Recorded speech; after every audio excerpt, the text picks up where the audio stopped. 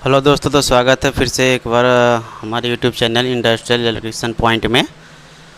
तो पिछले वीडियो में आप लोगों को बताया था मैं रोटर रेजिस्टेंस का कंट्रोल सर्किट किस प्रकार से बनाते हैं।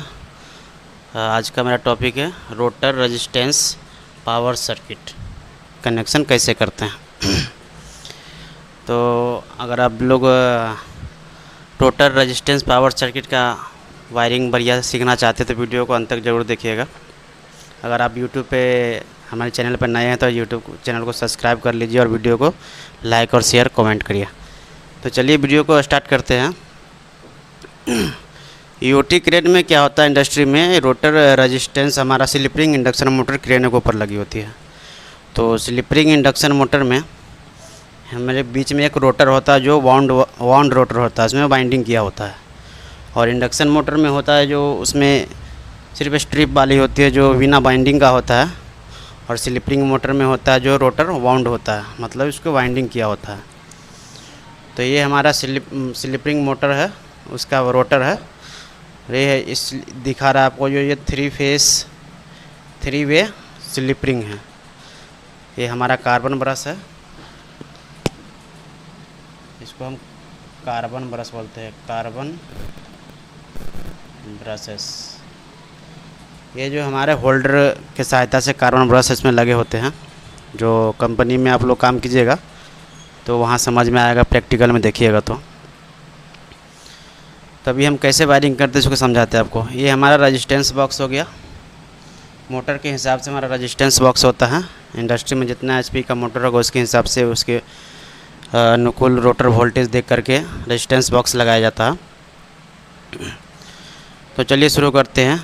ये हमारा रेजिस्टेंस बॉक्स का जो 3 सिरा होता है, ये जिसका नाम होता है D, E, F, ठीक है। जब हमारा रोटर का 3 वायर निकला होता है स्लिप-रिंग के माध्यम से बाहर, वो हमारा डायरेक्टली रेजिस्टेंस बॉक्स में कनेक्ट होता है।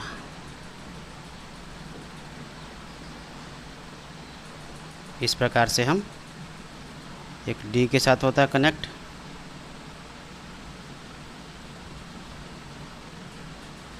एक E के साथ कनेक्ट होता है और एक F के साथ कनेक्ट होता है। ये डायरेक्टली होता है। अब इसका जो स्पीड कंट्रोल है वो स्पीड कंट्रोल कैसे होता है, तो उसके लिए हमारे पैनल में कॉन्टेक्टर लगे होते हैं। मोटर के हिसाब से हमारा स्टेप कॉन्टेक्टर का संख्या होता है।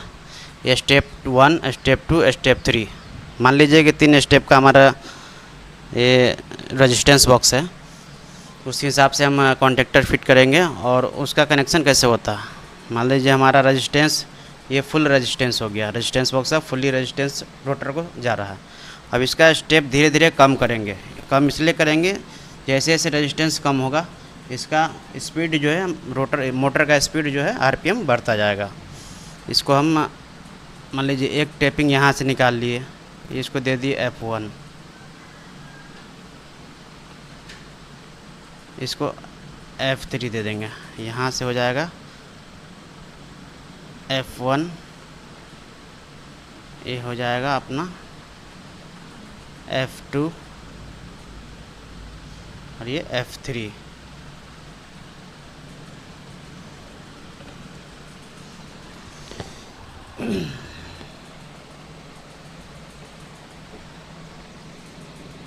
F1, F2, F3। इसी प्रकार से हम निकालेंगे इसका भी। E1,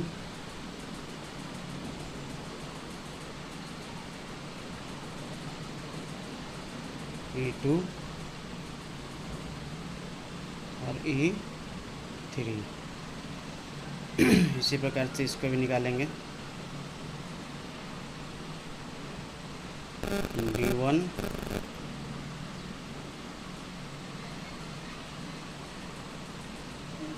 D2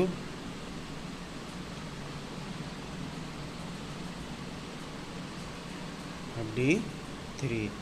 तो इसका कनेक्शन कैसे होगा,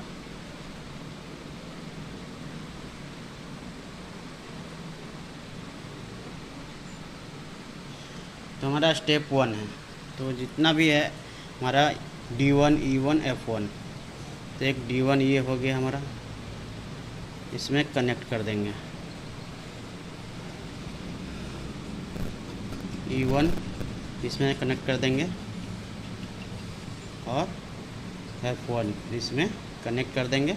और दूसरे साइड जो होता है शॉर्टिंग होता है, हमारा कॉन्टेक्टर ऑपरेट होगा तो ये शॉर्ट हो जाएगा और रेजिस्टेंस इतना कम हो जाएगा।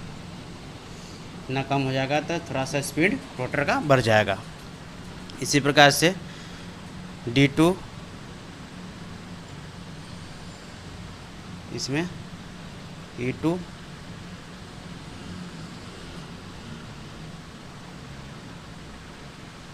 और F2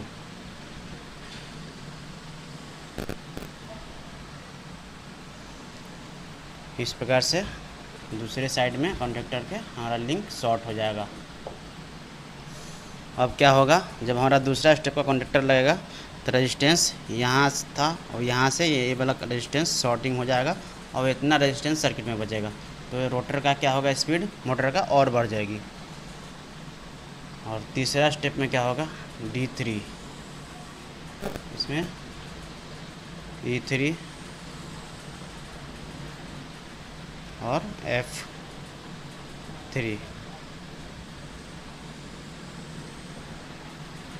कॉन्टेक्टर के दूसरे साइड शॉर्टिंग लिंक होगा।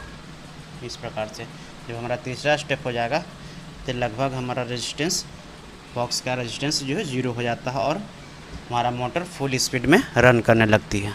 तो इस प्रकार से हम स्लिप रिंग इंडक्शन मोटर का रोटर का रेजिस्टेंस कंट्रोल का पावर सर्किट इस प्रकार बना सकते हैं रेजिस्टेंस बॉक्स में।